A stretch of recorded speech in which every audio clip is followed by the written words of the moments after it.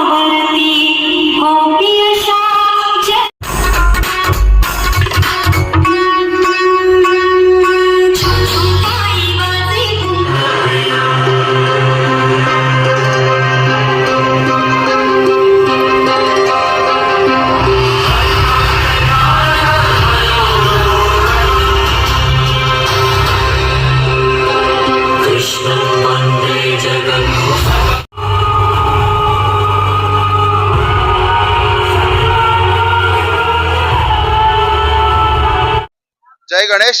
આપણા મંડળનું નામ છે ઈચ્છાપૂર્તિ ગણેશ માંજલપુર। છેલ્લા 17 વર્ષથી અમે ગણેશજીની સ્થાપના સિંધવાઈ માતા રોડ વોર્ડ નંબર 17 ની બહાર કરીએ છીએ। આ વખતે આપણે શ્રીજીની ભવ્ય મૂર્તિ બનાવી છે, જેમાં શ્રીજી મહાભારત લખે છે, એમની આજુબાજુમાં પાંડવ અને કૌરવ છે, અને પાછળ રથમાં શ્રી કૃષ્ણ અને અર્જુન છે। આજ રોજે આપણે શ્રીજીની આગમન યાત્રા કાઢી છે, જે ડીમાર્ટ વાઘોડિયાની સામેથી નીકળીને પ્રતાપનગર બ્રિજ થઈને માંજલપુર નાકાથી નિજ મંડળે મૂર્તિ પધારશે। તો બધા જ ભાવિ ભક્તોને આવા વિનંતી।